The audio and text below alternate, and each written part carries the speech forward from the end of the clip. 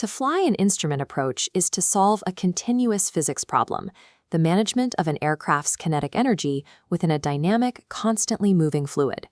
When setting up a stabilized approach on a standard 3-degree glide slope, you rely heavily on that fluid being predictable.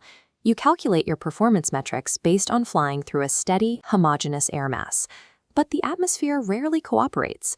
This fluid medium is constantly fractured by invisible, localized velocity gradients, boundaries when the air abruptly changes speed or direction. When an aircraft crosses these boundaries, its internal airspeed suddenly and forcefully uncouples from its external ground speed. This is known as wind shear. It is a mathematical disruption of the aircraft's inertial physics, and it causes predictable, frequently deadly deviations in your flight path. Planetary forces structure the wind. Solar heating drives air outward from high to low pressure zones. As this air moves, the Coriolis force deflects it sharply to the right until it balances the pressure gradient. This creates geostrophic balance, flowing smoothly parallel to the isobars. Near the ground, this balance breaks apart in the friction layer. Surface terrain drags on the air, slowing it.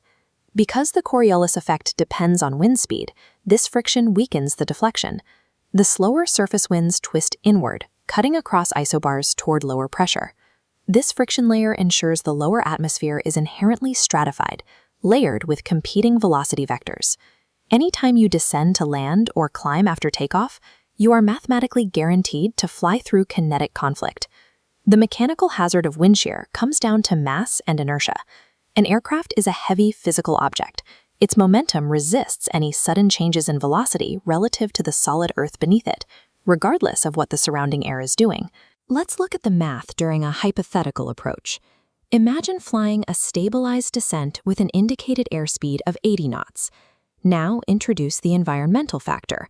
You are flying directly into a steady 30-knot headwind. To find absolute motion over the ground, we subtract the headwind from your airspeed. 80 knots minus 30 leaves you with an inertial ground speed of exactly 50 knots. Then the shear event triggers.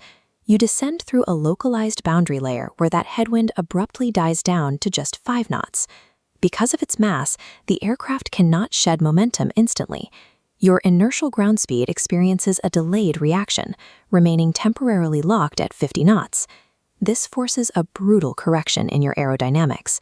If your ground speed is firmly locked at 50 and the new headwind is only 5, the physical flow of air over your wings, your indicated airspeed, must instantaneously drop to 55 knots to balance the equation.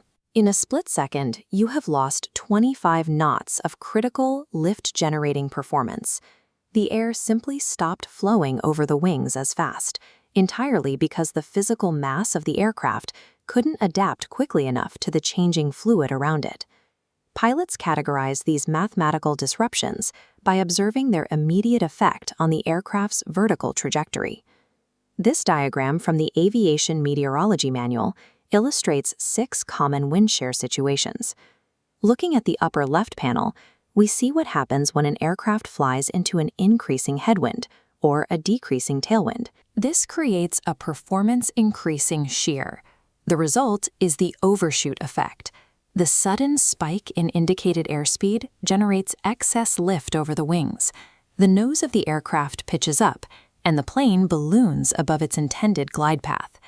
Now look at the right side of the diagram. Here we have the opposite, highly critical scenario, a performance-decreasing shear, caused by flying into a decreasing headwind or an increasing tailwind.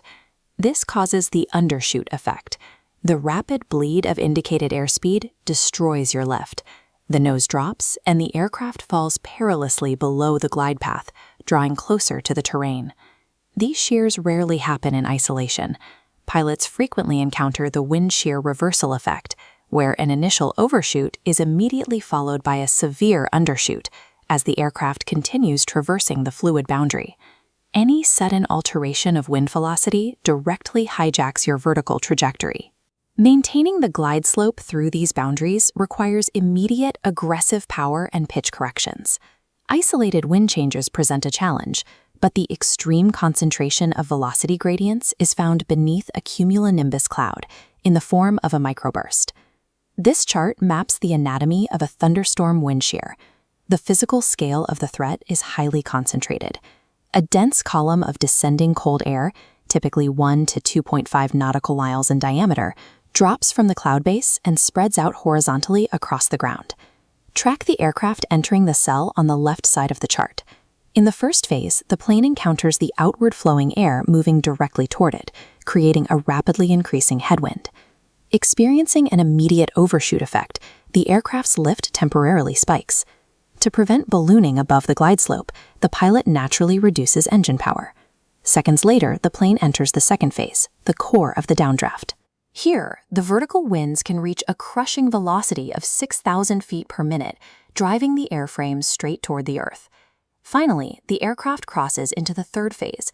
Exiting the core, it is now flying in the exact same direction as the horizontally outflowing air, creating a sudden, massive tailwind. The kinetic shift here is severe. A 45-knot headwind shearing instantly into a 45-knot tailwind equates to a total horizontal wind shear of 90 knots. The trap is now fully set. The pilot enters this severe tailwind sector with the aircraft's engines already spooled down from correcting the initial overshoot. You have an extreme undershoot effect erasing 90 knots of aerodynamic performance, combined with low engine thrust and a 6,000 foot per minute column of air pushing downward. At low altitudes, recovery is impossible. This is exactly why instrument pilots study meteorology, to map out frontal boundaries, squall lines, and low-level temperature inversions. These macro-scale weather events are the geographic indicators for these micro-scale kinetic traps. On approach, flight crews rely on low-level wind shear alert systems and active pilot reports to track these invisible hazards in real time. By understanding that weather systems act as strict boundaries of fluid inertia, pilots can predict, respect, and preemptively manage the inevitable variations in their aerodynamic performance.